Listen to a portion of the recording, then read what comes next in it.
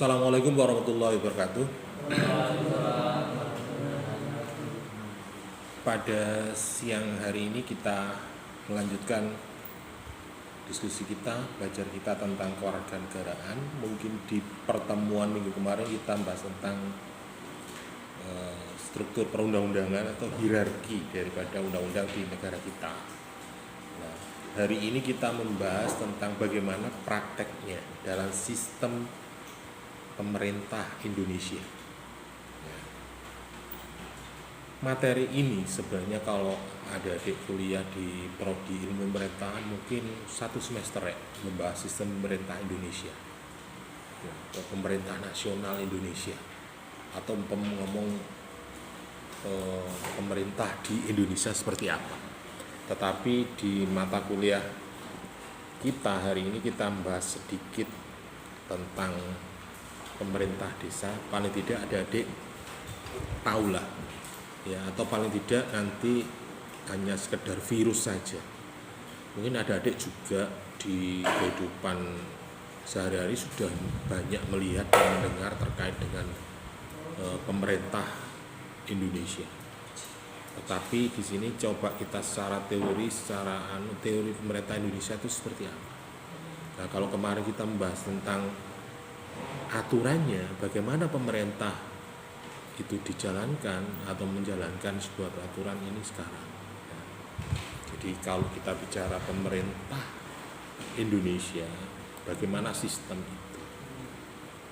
Jadi kalau ngomong pemerintah berarti pemerintah itu ada pemerintah pusat, ada pemerintah daerah, ada pemerintah desa.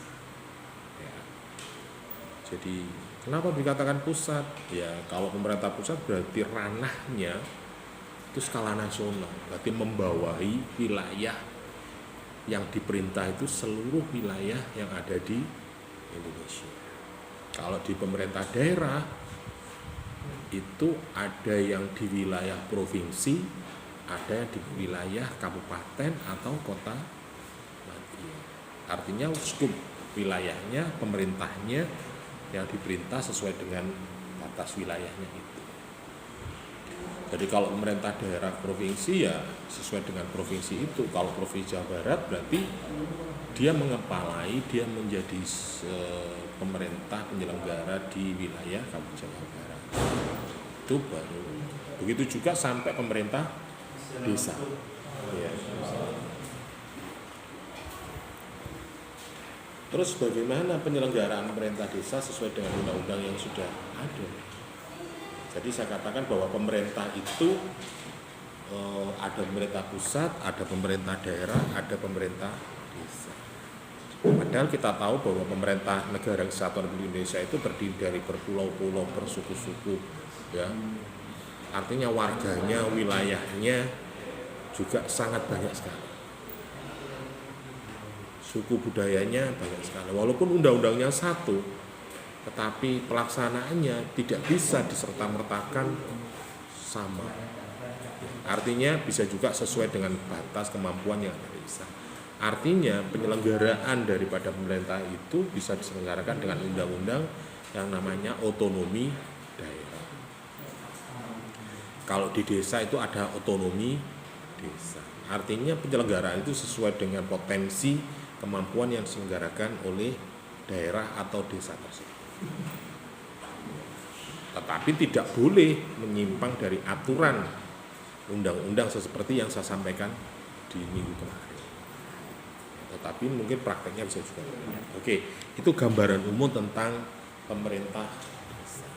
Berbicara pemerintah secara terminologi ya, ini sistem ya.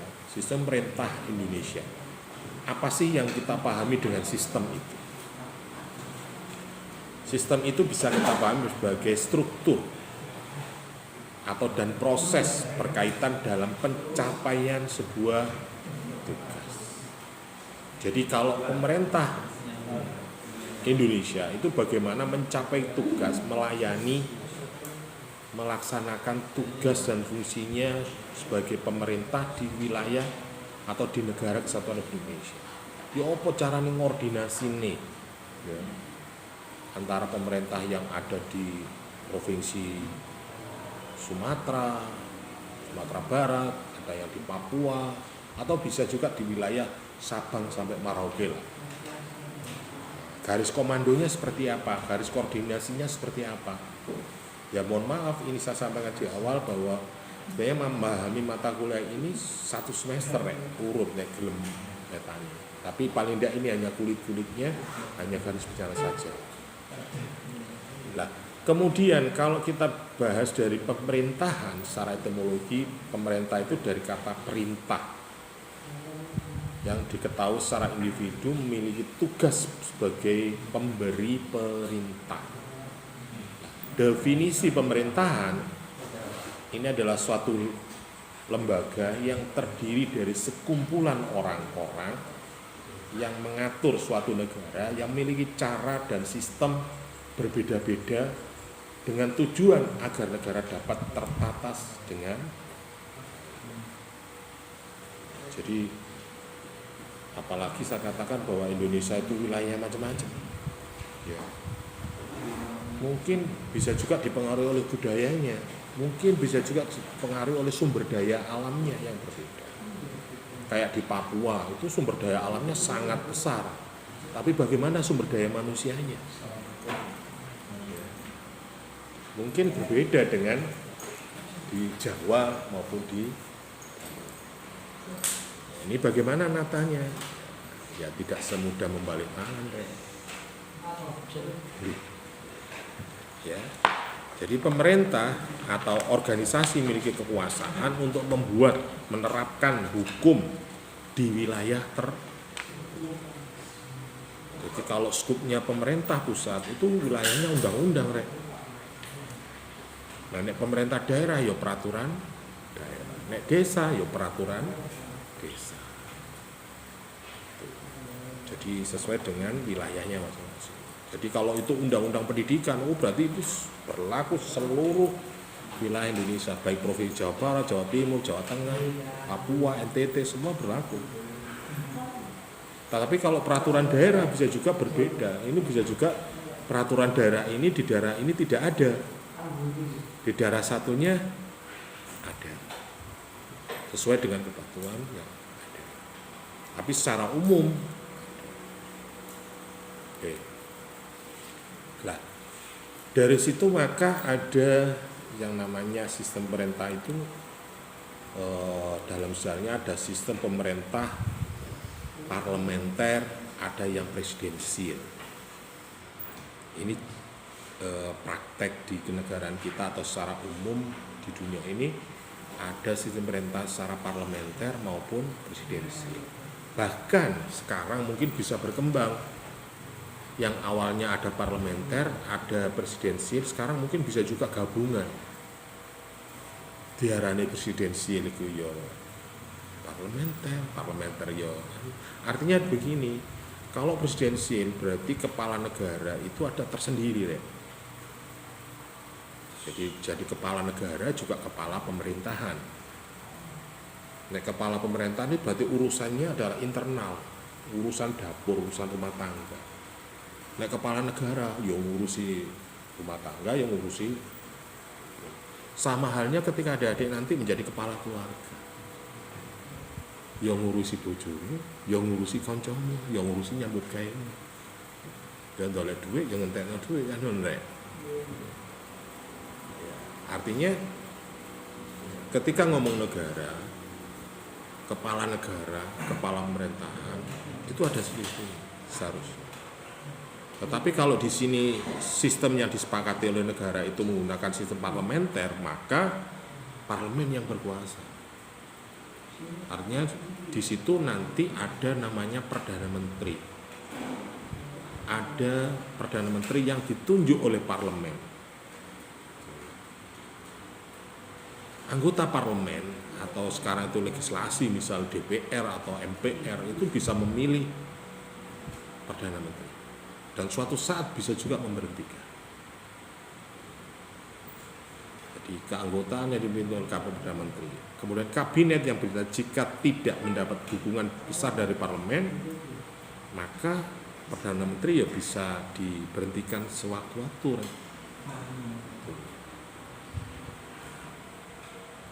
Parlemen ini membuat sebuah kabinet juga. Perdana Menteri berfungsi sebagai kepala negara juga kepala pemerintahan. Biasanya ketua parlemen juga kepala pemerintahan. Jadi biasanya di awal-awal ini kita sudah dipraktekkan pada awal pasca kemerdekaan.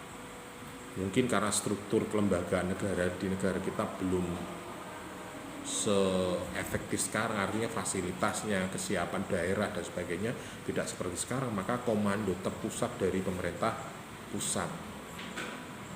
Jadi negara karena baru merdeka, berarti mungkin struktur kelembagaan anggarannya masih dikuasai oleh pemerintah pusat yang ada di parlemen itu. Nah, ada beberapa negara yang sampai hari ini mungkin bisa juga masih menjalankan itu. Tetapi kalau kita bicara sejarah pemerintahan di negara kita, bahwa negara kita, pemerintahan negara kita itu pengaturan kehidupan berwarga negara, bermasyarakat negara kita itu diawali dari beberapa kerajaan-kerajaan. Jadi mungkin karakter, kultur, budaya masyarakat dalam proses perataan kehidupan bermasyarakatnya bersifat kerajaan. Nah, kerajaan itu kan oligarki, artinya yang mendirikan kerajaan itulah yang memimpin, yang menguasai kerajaan itu. Seperti kerajaan Mojopahit, Sriwijaya, Demak. Artinya basic dari penyelenggaraan pemerintahan di negara kita itu adalah kerajaan. Kedua, dipengaruhi oleh penjajahan kolonial Belanda. Artinya sistem pemerintahan, penyelenggaraan pemerintahan di negara kita itu dipengaruhi oleh kerajaan juga kolonial atau penjajahan. Sehingga sistem pemerintahan itu ada percampuran. Masyarakatnya masih budayanya seperti kerajaan. Tetapi sistem pemerintahannya kolonial. Nah, akhirnya sampai hari ini ada beberapa, walaupun sekarang sudah sepakat bahwa negara Indonesia itu bukan negara berdiri sendiri-sendiri, ada kerajaan-kerajaan atau bukan bentuk negara federal, tetapi negara kesatuan, maka kerajaan-kerajaan itu menjadi satu dalam bingkai negara kesatuan Republik Indonesia. Sehingga kerajaan yang ada di Indonesia seperti kerajaan di Jogja, Keraton Solo, Keraton Jogja, Keraton Aceh, atau bisa juga Mojopahit, Mbonek Mojopahit itu Wundi, ya. Tetapi faktanya ada gitu.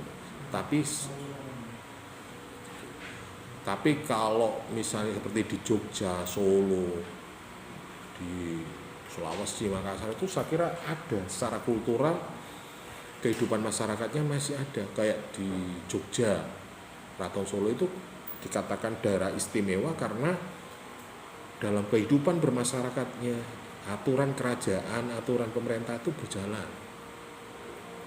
Makanya di Jogja itu yang jadi gubernur itu ya juga raja, juga gubernur. Sri Pokobwono atau Sultan Hamengkubuwono berapa itu juga raja. Ya, kerajaan itu hidup dalam bingkai negara satu. Kayak Keraton Solo ya, masih ada. Kayak di Aceh, Sriwijaya itu sebenarnya masih ada, tetapi kewenangannya tidak seperti dulu, tidak melihat itu, tetapi hanya berlaku di daerah atau kerajaannya sendiri. Nah, nek ngomong wilayah kerajaan Mojopahit, yo sampai tutup Sri Lanka kono. Ngomong wilayah Kabupaten Mojokerto, lo Jombang iki jane cek wilayah Mojopahit ya. Cek katut kene rek. Surabaya cek katut kene rek. Melok Mojopahit gitu loh. Nah, yo saiki.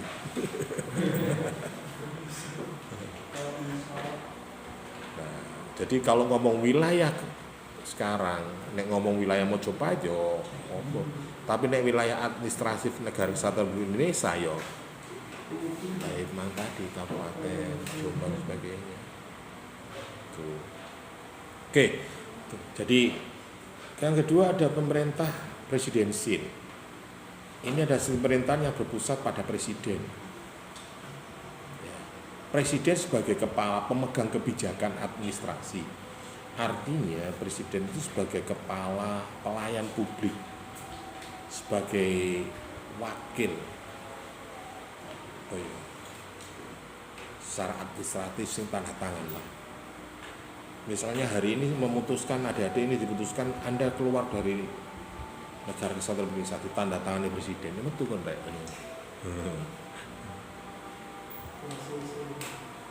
Oke. Break ya. Oke, jadi ngomong pemerintahan ada itu. Nah, sekarang ada 4 model sebenarnya ngomong sistem pemerintahan itu. Jadi ada sistem presidensial seperti di Amerika, parlementer seperti di Inggris, campuran ini di Prancis, hybrid system, ada sistem gabungan. Lah Indonesia itu melok sistem sendiri. Hybrid apa co-legal system. Gabungan antara presidensial sama parlementer.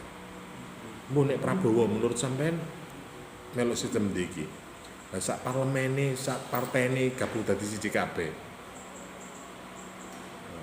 Kalau sekarang mungkin Jokowi itu kan sebagai kepala negara juga kepala pemerintahan, menguasai kabeh. Jadi partai-partai ini kena dikendaleno kabeh. Karena apa? Kemenangan dalam sistem pemilu kita adalah multi partai. Terus nggak ada yang menang secara dominan. Jadi menguasai pemerintahan, menguasai parlemen nggak ada. Sing ono koalisi. Akhirnya kompromi ya. Nah ngomong kompromi, ya aku bondo piro oleh opo kan ngono. Awalnya demo mari kono. Lah iku, awalnya musuhan. Lah kok masalah apa? Wong padha gak gableke. Partai misalnya niat wani oposisi. Lah terus arek-arek dibayari apa cak ngono. Wong arek-arek dine sing njaluk bensin dhewe ya. Rokoke cak lho. Ya nek partai ku asale ana urunan, duwe pabrik, duwe apa ngono ya. Wong bondo cocot tok kabeh. Akhirnya itu mempengaruhi jalannya pemerintahan. Jadi koalisi itu ya malah kompromi lah. Bias kekuasaan itu. Nah, saya ingin ngomong yang akhirnya apa terjadi? Bagi-bagi kekuasaan, power sharing. Jadi sistem pemerintahan ini malah ya, presiden yang jadi misalnya presiden, menteri keuangan ini teko PDI, menteri ekonomi ini teko Golkar, lah akhirnya kan gak wani kabeh. Tak pecat lo menterimu, ya apa ning ngono. Nanti tak pecat lo, lah Pak, proyeknya programnya aku kan partai gak iso ngingoni konstituenku. Nah, ya apa jare. Akhirnya presiden punya kuasa. Akhirnya pasti pemerintahan kita ya antara nih presidensial dan parlementer, bahkan walaupun ada istilahnya hybrid system itu ya mengambil dari parlementer sedikit, presidensial sedikit. Artinya madhabe enak iya, ngono ya. Jadi kadang ya menggunakan kekuasaan dari negara, kadang menggunakan kekuasaan dari pemerintah. Sajane nek ngomong negara, tanggung jawab negara, yo kadang apa ya, pemerintah itu melupakan bahwa kita itu negara, bukan kerajaan. Akhirnya ya sakarepe dhewe. Begitu juga masyarakatnya. Nah, masyarakat Indonesia itu ya tidak menyalahkan. Mungkin karena kita juga dibodohi, atau mungkin juga karena karakter kita, budaya kita sejak zaman penjajahan kita itu masyarakatnya sangat mudah untuk dibelak-belokkan, dikooptasi. Artinya nek wis kalah hilang yang dolek maneh ngono kan ya. Duit entek itu dolek iya ngono. Nek bahasamu kan gak ruwet antem nih ngono kan. Ngantuk turu ngono to. Nah, bahasa ini. Jadi penyelenggaraan pemerintahan kita terkadang lupa bahwa pemerintah itu adalah kelengkapan dari negara. Bahwa seharusnya masyarakat itu punya kewenangan, punya dikatakan suara rakyat, suara Tuhan itu sebenarnya harus dia betul. Kadang karena gesekan, karena kepentingan kelompok tertentu, dia mengorbankan kepentingan masyarakat. Itu yang terjadi. Jadi nek ngomong negara mesti ini rek awakmu kuliah kok larang itu mesti tanggung jawab negara. Berarti sampean fakir miskin ditanggung oleh undang-undang ngono ya. Misalnya sumber daya alam yang dimiliki oleh negara, ya seharusnya digunakan sepenuhnya untuk kepentingan masyarakat. Nah, saya ini anggarannya untuk kepentingan kelompok dan golongan nanti sengaja.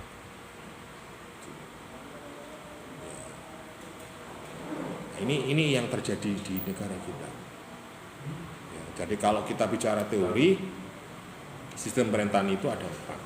Jadi ada kolegial sistem. Ini merupakan gabungan. Jadi sekarang itu kepala negara itu ya presiden, kepala pemerintahan itu ya presiden. Jadi nek tugas metu keluar negara, misalnya keluar negeri, ya presiden. Tanggung jawab dalam negeri, ya presiden. Ini masalahnya. Nek ngomong teori politik, kekuasaan itu cenderung korup. Nek semakin lama kekuasaan itu terjadi, maka semakin absolut, semakin tidak jelas. Nah, semakin tidak jelas, pemilu wingi ku kan pengaruhi partai politik. Malah efek Jokowi toh, ya. Ada yang tidak milih, kenapa kamu tidak milih? Aku gak seneng Mbak Jokowi. Ono sih karena Pak Jokowi. Kenapa Pak Jokowi? Karena dia presiden. Dia setempel beda duit rek.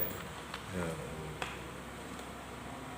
Artinya dia bisa mengotak-atik anggaran, bisa mengotak-atik kebijakan, bisa mengotak-atik jabatan seseorang.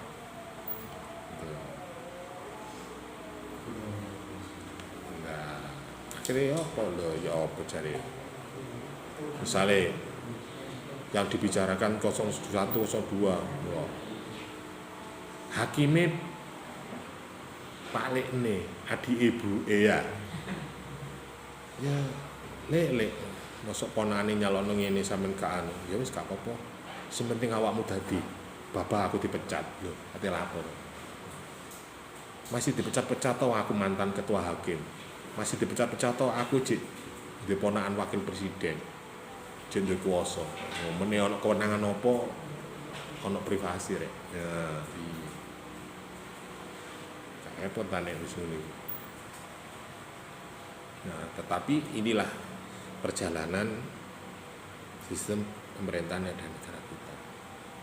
Pengetahuan ini saya sampaikan paling tidak adik-adik punya wacana ketika di media sosial atau di televisi atau apapun ada diskusi tentang pemerintahan, adik-adik tahu alurnya.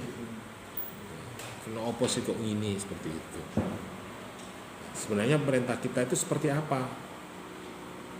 Jalannya, penyelenggaraannya seperti apa? Ini formatnya apa sih jelasin?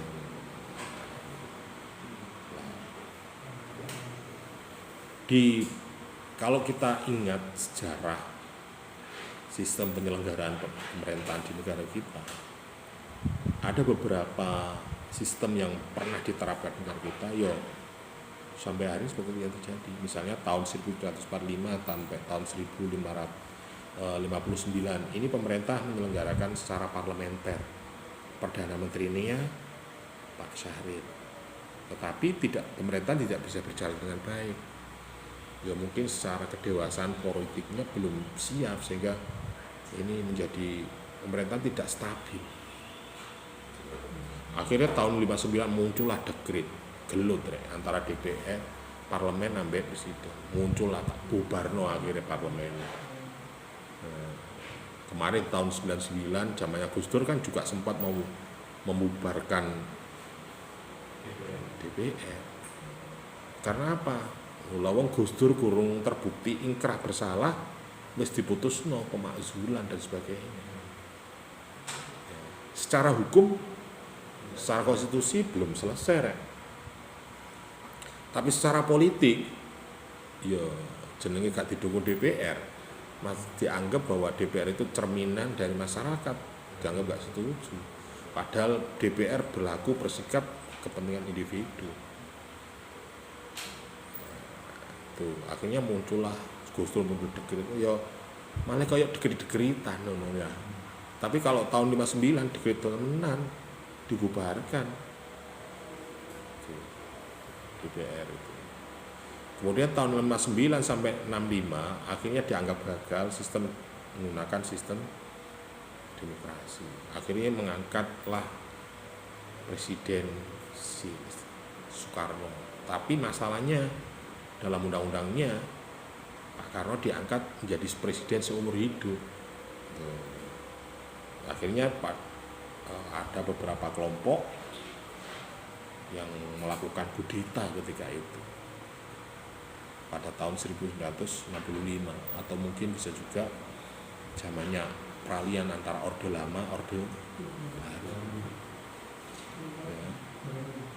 Nah, tuh. Kemudian di Orde itu akhirnya muncullah Orde Baru tahun 1965 sampai 1999. Ya, tidak mengatakan bahwa presiden itu atau penyelenggara pemerintah itu seumur hidup, tetapi undang-undang menyatakan bahwa presiden bisa dipilih kembali. Artinya nek bisa dipilih kembali, partai ini bisa dikondisikan, ya kepilih terus rek. Onoan negara donya iki sampai presiden dipilih sampai 5 kali. Sistem presidensil. Ya Indonesia tok, ya berarti wongnya pemimpinnya sakti berarti ya. Atau bisa juga orangnya paling sempurna. Tetapi kan faktanya tidak seperti itu. Karena aturan, karena hegemoni politik sehingga partai-partai itu bisa dikondisikan. Dari multi partai menjadi 3 partai. Artinya partai diremet ya digabungno koalisi akhirnya partai kembang kebis gabung tadi siji. Akhirnya partainya menjadi 3. Bahkan 2 partai. Yang satu bukan partai. Golongan karya. Nek ngomongin golongan karya berarti pemerintahan rek. ASN, TNI, Polri. Jadi satu. Golongan karya. Pekerja. Akhirnya bisa dikondisikan. Pemilu dari beberapa penyelenggara pemilu sing menang golongan karya. Jelas nasibnya. Ono pejabat gak ya dimutasi, ya dipedot barang ya. Akhirnya partai Golkar atau golongan karya ketika itu suaranya hampir 80% di parlemen. Nah, pemilihan itu dilaksanakan secara tidak langsung, ya masih merem ya menang rek. Nek gak milih le ya pecat sama. Bisa menit ganti bener ya. Akhirnya menang. Kemudian sistem ini dianggap otoriter, diktator, maka gerakan pada tahun 98 pecahlah reformasi. Muncullah namanya Orde Reformasi yang mereformasi, artinya tidak merevolusi, tetapi mereformasi, memperbaiki apa yang tidak. Nek revolusi kan coro tanduran sawah diberojol kabeh ngono ya. Oh gak disingkal ngono gak. Diganti, direformasi, akhirnya undang-undang itu akhirnya ada periodisasi jabatan kepala negara, kepala pemerintahan. 1 periode atau 2 periode yang disepakati. Sampai tahun 1990 sampai sekarang. Nah, sekarang termasuk eranya pasca reformasi. Jadi undang-undang itu sudah dirubah, undang-undang dasar sudah diamandemen. Nah, sampai hari ini pasca reformasi. Ya, tapi kalau kita bilang sejarah ya itulah. Sekarang istilahnya ada electoral college. koalisi partai, kembali ke multi partai lagi. Tapi situasi politiknya tidak sama seperti tahun 1959. Saiki masyarakat ini siap. Struktur pemerintahannya, infrastrukturnya, kelembagaannya sudah settle, lumayan lah. Jadi ono balai desa, ono RT, ono us lengkap. Nek zaman biyen mungkin belum sekarang. Tetapi masyarakatnya, pendidikan politiknya yang kurang.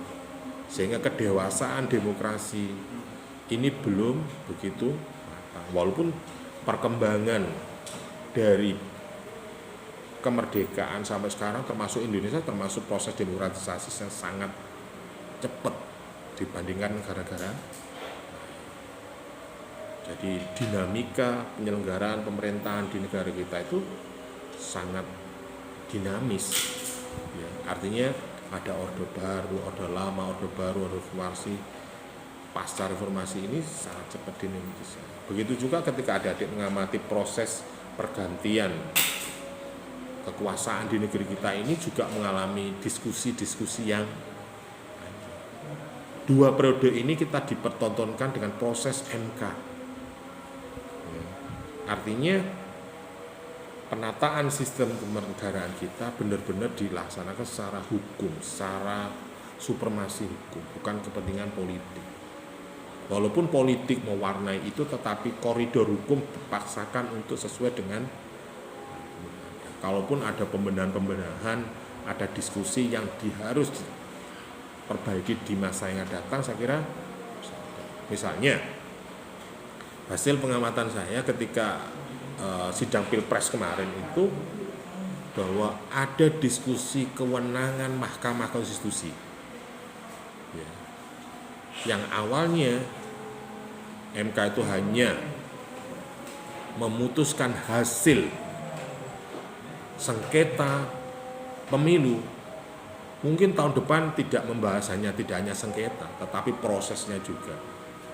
Nah, yang dituntut oleh paslon 1 dan paslon 2 sebenarnya sama, tetapi poin yang diajukan itu ada terkait dengan proses.